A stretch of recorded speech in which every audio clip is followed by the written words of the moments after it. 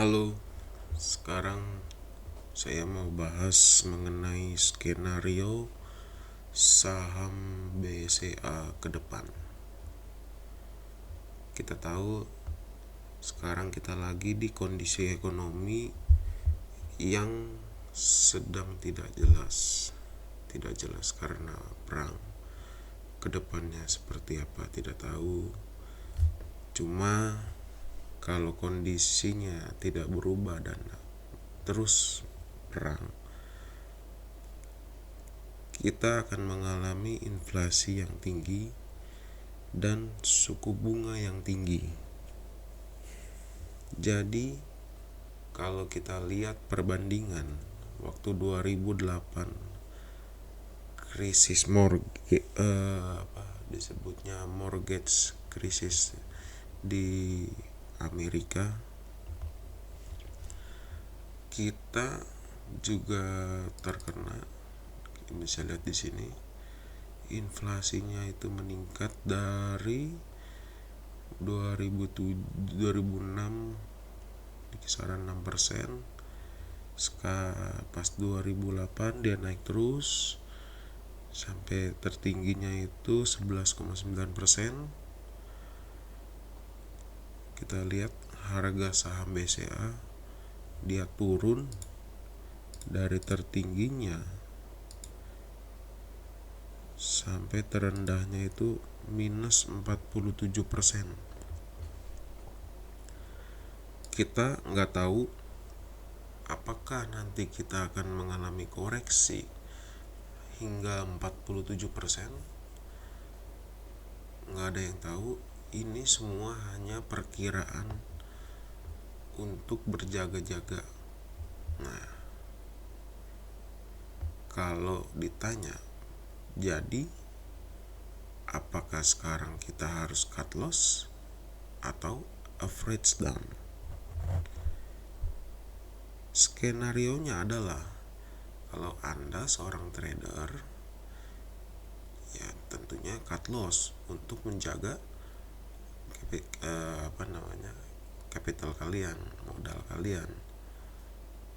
Kalau Anda seorang investor, yang saya tahu dari Peter Lynch, dia tidak pernah menjual sahamnya karena ketika harga saham ada koreksi, dia malah senang, dia tambah muatan.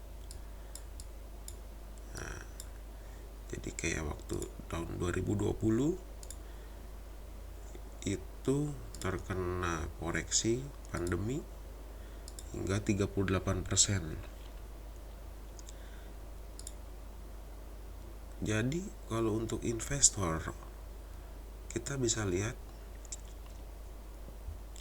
selalu ada peluang terjadinya market crash. Ketika harga dari tertinggi bulan Maret di harga 8.300, saat ini kemarin terendahnya itu baru minus 12%. Ketika Anda beli di atas ini 8.300, kalau saya seorang investor, kita bisa mulai nyicil gitu. Atau biasanya kalau pakai prinsipnya Warren Buffett, ketika adanya darah di market, ya sekarang aja udah ada darah, terjadi perang, itu saat yang tepat untuk kita menjadi serakah, bukan ketika kita lagi euforia, lagi hype-nya untuk invest BCA, kita serakah. Bukan, justru ketika market lagi merah, lagi terjadi pertumpahan darah, kita harus serakah. kalau saya pribadi, kalau misalkan saya beli 8.300, saya akan beli minimal dia turun 20%. Jadi kalau kemarin di 8.300, saya akan beli 20%, kurang lebih di 6.600. Begitu. Kalau tidak nyampe 6.600 bagaimana? Oke, itu berarti kita pakai momentum. Bagaimana momentumnya BCA? Kita bisa lihat saat ini dari bulan Maret hingga hari ini itu BBCA lagi mengalami downtrend. Ini grafik bulanan ya. Kalau secara long term BBCA dia lagi fasenya bullish gitu. Tapi kalau misalkan kita lihat dari daily, dia di sini ada namanya itu, dia udah bentuk di sini. Itu di sini ada lower high,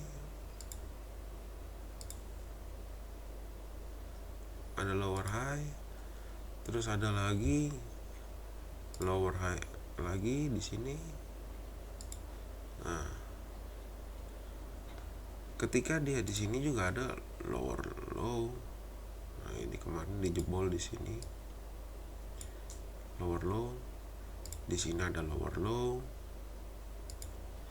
Nah, itu disebutnya fasenya penurunan. Begitu. Kalau kita ini sekarang biasanya masih lagi masa konsolidasi ya. Nah, masih ada di daerah sini. Ketika dia membentuk momentumnya, dia ke atas melebihi higher high di sini, terus dia membentuk lower low. Ketika dia membentuk di sini ya, saya akan mulai nyicil begitu. Jadi kalau prinsip saya, kalau saya investasi adalah saya tidak pernah mencari bottomnya di mana, tapi saya akan average down. Harga turun 20%, saya beli. Kebetulan di area sini, di area 6.500, dia ada namanya gap. Nah, kalau di sini area demand begitu. Sebenarnya di sini juga ada gap, karena waktu 2 Agustus 2021 closing di 5.900, besoknya open di 6.025 begitu. Jadi saya akan menunggu, kalau saya invest di BCA, saya akan menunggu mulai masuk di area 6.500 sampai 6.625 di area situ. Nah, setelah di sini ketika harganya tidak kuat, dia akan turun lagi. Saya akan menunggu di sini, tapi saya nggak beli. Saya akan lihat apakah momentumnya dia berbalik arah atau dia akan turun lagi, karena di sini ada gap lagi. Begitu. Tapi kalau namanya seorang investor, ketika harga turun kita senang gitu. Jadi kita akan bisa kumpulin terus, karena siapa yang nggak tahu BCA itu bank swasta terbesar di Indonesia dengan market cap nomor 1 di Indonesia begitu. Jadi secara long term BCA masih tinggi begitu, kalau untuk seorang investor yang senang di BCA. Oke, Sekian dari saya. Semoga bisa membantu. Terima kasih.